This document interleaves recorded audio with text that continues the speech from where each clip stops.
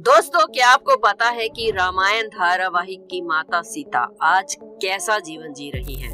आज से 35 साल पहले 1987 में रामानंद सागर द्वारा बनाई गई रामायण आज भी लोगों को पसंद आती है। इसका अंदाजा इसी बात से लगाया जा सकता है कि जब साल 2020 में कोरोना महामारी के दौरान रामानंद सागर जी की रामायण को दूरदर्शन पर टेलीकास्ट किया गया था तो इसने टीआरपी के सारे रिकॉर्ड तोड़ दिए थे। लेकिन शायद आपने इस बात पर गौर नहीं किया होगा कि रामायण में उस समय जितने भी कलाकारों ने काम किया था और लोगों ने उनके काम को खूब पसंद भी किया था, लेकिन उसके बाद भी वो दोबारा फिल्मी दुनिया में कहीं दिखाई नहीं दिए। क्या आप जानना चाहते हैं कि रामायण के वो कलाकार आखिर आज कहाँ हैं, कैसी हालात में हैं और कैसा जीवन बिता रहे हैं? अगर आप जानना चाहते हैं कि उन कलाकारों का बाद में क्या हुआ तो वीडियो के अंत तक हमारे साथ यूं ही बने रहिए। लेकिन उससे पहले आपसे रिक्वेस्ट है कि अगर अभी तक आपने हमारे चैनल अनोखी दुनिया को सब्सक्राइब नहीं किया है तो जल्दी से कर लीजिए और कमेंट्स में जय श्री राम जरूर लिखें। तो सबसे पहले बात करते हैं रामायण के लक्ष्मण का किरदार निभाने वाले सुनील लहरी जी की। सुनील लहरी का कहना है कि उन्हें जो पहचान रामायण में लक्ष्मण जी के किरदार से मिली वो पहचान आज तक उन्हें किसी और फिल्म या टीवी शो से नहीं मिली। आपको बता दें कि रामायण में काम करने के बाद अचानक सुनील लहरी जी के पिता की मृत्यु हो गई। इसी वजह से उन्हें काफी मुश्किलें झेलनी पड़ी। हालांकि रामायण में काम करने के बाद उन्हें फिर आई बरसात और बहारों की मंजिल जैसी फिल्मों में काम मिला, लेकिन जो पहचान उन्हें रामायण में मिली थी वो पहचान उन्हें दोबारा किसी और फिल्म में नहीं मिली। आज वो अपने परिवार के साथ मुंबई में रहते हैं और अपना प्रोडक्शन हाउस चलाते हैं। अब बात करते हैं रावण के पुत्र इंद्रजीत की। रामायण में रावण के पुत्र का किरदार निभाने वाले विजय अरोड़ा, जिन्हें लोगों ने इस रोल में खूब पसंद किया, उन्होंने यादों की बारात जैसी फिल्म में एक अहम किरदार भी निभाया था, लेकिन रामायण में लोगों ने उन्हें उससे भी ज्यादा पसंद किया। 2 फरवरी साल 2007 में पेट के कैंसर की वजह से विजय अरोड़ा की 62 साल की उम्र में ही मृत्यु हो गई और उन्होंने दुनिया को अलविदा कह दिया। हनुमान जी का किरदार निभाने वाले एक्टर दारा सिंह को नहीं जानता। दारा सिंह की शारीरिक कद काठी अच्छी होने की वजह से लोगों ने हनुमान जी के किरदार में उन्हें काफी पसंद किया। जब रामायण में हनुमान जी की भूमिका वो निभाते थे तो ऐसा लगता था कि साक्षात हनुमान जी ही पर्दे पर उतर आए हों। दारा सिंह जी के बारे में ऐसी बातें हमेशा ही चर्चा में रही है कि दारा सिंह आज तक एकमात्र ऐसे पहलवान रहे हैं जिन्होंने अपने जीवन में एक भी कुश्ती नहीं हारी थी। रुस्तमे हिंद का खिताब पाने वाले दारा सिंह जी ने अपने जीवन में तकरीबन 500 से भी ज्यादा कुश्तियां लड़ी और 100 से भी ज्यादा फिल्मों में काम किया। जब रामायण में हनुमान जी की वो भूमिका निभा रहे थे तो उस समय उनकी उम्र 60 साल थी, लेकिन 12 जुलाई सन 2012 में अचानक दिल का दौरा पड़ने की वजह से उनका देहांत हो गया। अब बात करते हैं रामायण के सबसे अहम किरदार निभाने वाले रावण की। रामायण में रावण का किरदार निभाने वाले अरविंद त्रिवेदी को भला कोई कैसे भूल सकता है। उन्होंने रावण के किरदार को हमेशा के लिए अमर बना दिया। रामानंद सागर जी की रामायण में लोगों ने जितना ज्यादा भगवान राम के किरदार निभाने वाले कैरेक्टर अरुण गोविल को पसंद किया, उससे भी कहीं ज्यादा लोगों ने रावण का किरदार निभाने वाले एक्टर अरविंद त्रिवेदी जी को पसंद किया। शायद आप ना जानते हो कि शुरुआत में अरविंद त्रिवेदी जी को रावण का किरदार नहीं मिला था, उन्हें केवट के किरदार के लिए पसंद किया गया था, लेकिन उनकी चाल ढाल, एटीट्यूड और डायलॉग डिलीवरी के तरीके को देखकर रामानंद सागर इतने प्रभावित हुए कि उन्हें रावण का किरदार दे दिया और जो कि उन्होंने बखूबी निभाया भी। यहाँ तक कि लोग उन्हें उनके असली नाम से नहीं बल्कि रावण या लंकेश के नाम से ही बुलाया करते थे। यहाँ तक कि लोग उनके बच्चों को रावण के बच्चे और उनकी पत्नी को मंदोदरी कहकर बुलाने लगे थे। 6 अक्टूबर साल 2021 में हार्ट अटैक होने की वजह से अरविंद त्रिवेदी इस दुनिया को अलविदा कह गए। अब बात करते हैं रामायण में भगवान श्री राम का किरदार निभाने वाले अरुण गोविल जी की। आपको शायद पता ही होगा कि अरुण गोविल जी ने काफी लंबे समय तक कई बड़ी बड़ी फिल्मों में काम किया, लेकिन इसके बावजूद उन्हें वो असली पहचान नहीं मिली जो उन्हें रामानंद सागर की रामायण में भगवान श्री राम का किरदार निभाने पर मिली, और आज वो किसी पहचान के मोहताज नहीं है। शायद आप में से बहुत से लोगों को नहीं पता हुआ कि भगवान श्री राम का किरदार निभाने के लिए रामानंद सागर की पहली पसंद अरुण गोविल नहीं थे। अरुण गोविल जी ने रामायण में काम करने से पहले रामानंद सागर जी के टीवी शो विक्रम वेताल में भी काम किया था। इस टीवी सीरियल में उन्होंने विक्रम का किरदार निभाया था। जब अरुण गोविल जी ने श्री राम के किरदार के लिए ऑडिशन दिया था तो पहली बार तो उन्हें रिजेक्ट कर दिया गया था, लेकिन जब विक्रम वेताल की शूटिंग के दौरान रामानंद सागर जी ने अरुण गोविल के चेहरे पर एक हल्की सी मुस्कान को और सौम्यता को देखा तो उन्हें एहसास हुआ कि ये वही किरदार है और वही चेहरा है जो उन्हें श्री राम के किरदार के लिए चाहिए। और अरुण गोविल जी ने भी ये किरदार ऐसा निभाया कि आज तक कोई भी टीवी शो या सीरियल उनके रिकॉर्ड को नहीं तोड़ पाया है। अरुण गोविल जी ने श्री राम का किरदार न सिर्फ पर्दे पर निभाया बल्कि उसे अपने जीवन में भी ढाल लिया। हुआ कुछ यूं कि एक बार उन्हें सिगरेट पीते हुए एक आदमी ने देखा और गुस्से में अपनी भाषा में बहुत कुछ बुरा भला कहने लगा। अरुण गोविल जी को उसकी भाषा समझ नहीं आ रही थी, इसलिए उन्हें पता नहीं चला कि वो क्या कह रहा है। लेकिन बाद में जब उन्हें पता चला कि वो उन्हें सिगरेट पीने के लिए बुरा भला कह रहा था और बोल रहा था कि जिसे हम भगवान मानते हैं वो सिगरेट पी रहे हैं, तो उन्हें इतना बुरा लगा कि उसके बाद उन्होंने कभी सिगरेट और शराब को हाथ तक नहीं लगाया। दोस्तों, जब बात रामायण की हो तो माता सीता को कैसे भूला जा सकता है।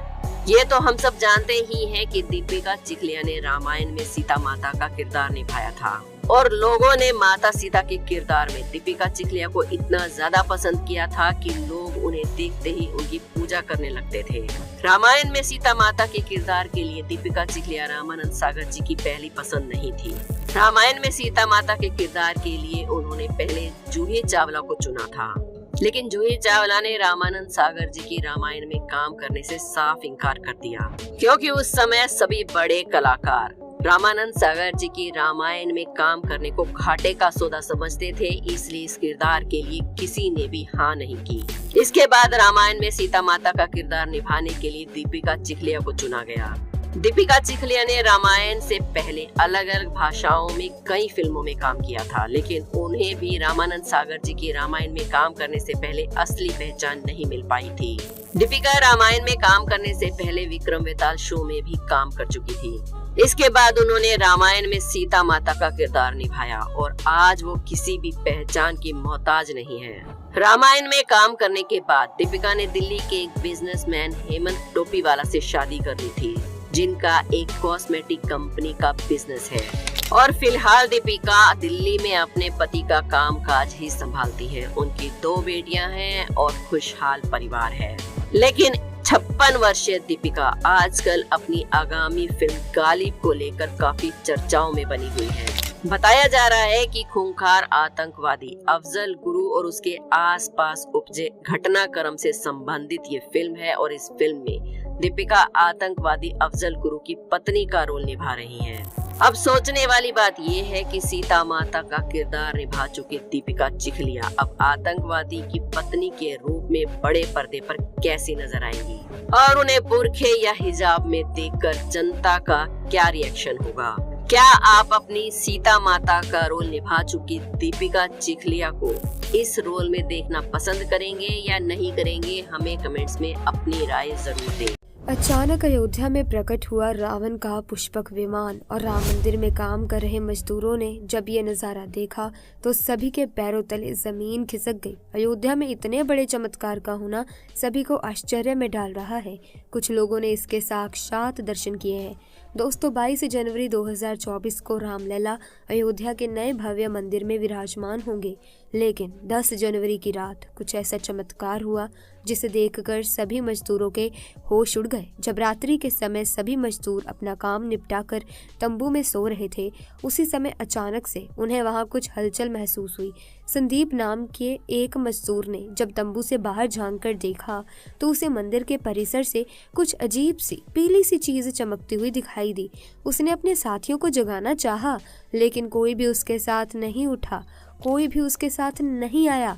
हिम्मत करके संदीप जब राम मंदिर परिसर में पहुंचा तो वहां का नजारा बहुत ही चौंकाने वाला था, क्योंकि वहां पर उसे एक बहुत ही दिव्य चमत्कारिक विमान दिखाई दिया जिसका आकार मोर के समान था, जो दिखने में काफी सुंदर और तेज से परिपूर्ण था, जो कि राम मंदिर परिसर में पिछले क्षेत्र में उतर रहा था। लेकिन उस विमान को कौन चला रहा था ये समझ नहीं आ रहा था, क्योंकि उस विमान में इतना तेज था कि सामान्य आंखों से नहीं देखा जा सकता था।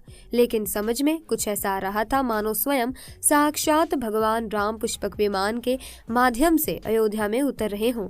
संदीप ने ये चमत्कार अपनी आंखों से देखा, लेकिन अचानक से वो बेहोश हो गया, क्योंकि वो उसके तेज को सहन नहीं कर पाया था। संदीप जब सुबह उठा तो वो उसी स्थान पर मौजूद था जब उसने अपने साथियों को रात्रि की पूरी घटना बताई तो सभी उसकी हंसी उड़ा रहे थे। लेकिन संदीप मन ही मन समझ चुका था कि प्रभु श्री राम अयोध्या आ चुके हैं। ये उसके लिए सौभाग्य था कि उसने इतना सुंदर दृश्य अपनी आंखों से देखा। दोस्तों, देश के अलग अलग हिस्सों में कई बार अजीब सी आकृति के विमान देखे गए हैं, जिनका संबंध कई बार तो एलियन के साथ जोड़कर भी देखा जाता है। यानी कि अयोध्या में उस रात्रि को मोर की आकृति का विमान देखना वास्तव में प्रभु श्री राम का ही कोई संदेश हो सकता है। लेकिन क्या ये विमान सचमुच में पुष्पक विमान है? इसकी आखिर क्या गारंटी है? इसे समझने के लिए हमें पुष्पक विमान के रहस्य को अच्छे से जानना पड़ेगा। दोस्तों, रामायण में पुष्पक विमान का जिक्र है जो पहले कुबेर के पास था। इसके बाद रावण ने उसे अपने सौतेले भाई कुबेर से लंका समेत बलपूर्वक हथिया लिया था। फिर रावण इसी के जरिए कहीं भी आता जाता था। रावण को हराने के बाद ये विमान श्री राम के पास आ गया, जिसके बाद इसी पुष्पक विमान से प्रभु श्री राम, माता सीता और लक्ष्मण अयोध्या पहुंचे। अब दोस्तों, कई हजारों सालों बाद एक बार फिर जब भव्य राम मंदिर का निर्माण हुआ है तो प्रभु श्री राम अपने भाई लक्ष्मण और माँ सीता के साथ एक बार फिर से अयोध्या धाम पहुंच रहे हैं, वो भी अपने इसी पुष्पक विमान पर, जिसका नजारा वहां के मजदूर अपनी आंखों से देख चुके हैं। आखिर क्या हुआ जब अचानक से धरती फाड़कर बाहर निकले रावण के भाई विभीषण? जी हाँ दोस्तों, ये घटना अयोध्या नगरी की है जो हाल फिलहाल ही हुई है। पिछले कुछ दिनों से हम सभी ये सुनते आ रहे हैं कि जब से राम मंदिर उद्घाटन का कार्य जितना समीप आ रहा है, वैसे वैसे ही एक से एक घटनाएं भी सामने आ रही हैं, जिसमें सर्वप्रथम गिद्धों के झुंड की घटना सामने आई थी, उसके बाद वानरों के झुंड की और उसके बाद भालू के झुंड की घटना हमारे सामने आई थी। परंतु अब जो घटना सामने आई है वो बहुत ही अविश्वसनीय है, क्योंकि 8 चिरंजीवियों में से एक चिरंजीवी रावण के सगे भाई विभीषण जी अयोध्या में प्रकट हो चुके हैं। इसके बाद लोगों के मन में शंकाएं पैदा हो रही हैं कि ये क्या हो रहा है और आखिर ये कैसे हुआ। ये विचार सभी के मन में आ रहे हैं। तो आपको बता दें कि विभीषण जी को प्रभु श्री राम ने ही समय के अंत तक जीवित रहने का वरदान दिया था। दोस्तों, रावण के भाई विभीषण बहुत बड़े राम भक्त थे।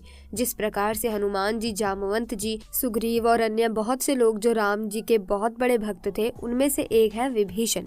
विभीषण जी जिन्होंने प्रभु श्री राम की मदद की थी रावण की मृत्यु करने में, क्योंकि एकमात्र विभीषण जी ही ये जानते थे कि रावण की नाभि में अमृत है, और वही एकमात्र सबूत था जिन्हें ये पता था कि वो अमृत सिर्फ और सिर्फ रावण की नाभि में है और रावण सिर्फ वही वार करने से मरेगा। अगर विभीषण जी उस वक्त श्री राम का साथ नहीं देते तो हो सकता था कि आज रामायण का इतिहास कुछ और ही होता। दोस्तों, यदि आप भी सच्चे सनातनी हैं, सच्चे हिंदू हैं, भगवान श्री राम के भक्त हैं, तो वीडियो को लाइक करके कमेंट सेक्शन में जय श्री राम जरूर लिखिए, पूरी श्रद्धा के साथ जरूर लिखिए, ताकि भगवान राम का आशीर्वाद आप पर और आपके परिवार पर सदैव बना रहे। इसी तरह से रहस्यों की वीडियोस को देखने के लिए आप हमारे चैनल को सब्सक्राइब भी कर सकते हैं। बेल आइकन को प्रेस भी कर लें ताकि नए वीडियोस की अपडेट आपको मिलती रहे। और साथ ही दोस्तों, इस वीडियो को ज्यादा से ज्यादा लोगों के साथ शेयर करना, अपने फैमिली के साथ, फ्रेंड्स के साथ शेयर करना, ताकि अयोध्या में हो रहे चमत्कार बाकी लोगों को भी पता लग सके। इसी के साथ दोस्तों, जल्द ही मुलाकात होगी एक नई वीडियो में नई घटना के साथ। तब तक के लिए दीजिए इजाजत। आपका बहुत बहुत धन्यवाद। जय श्री राम।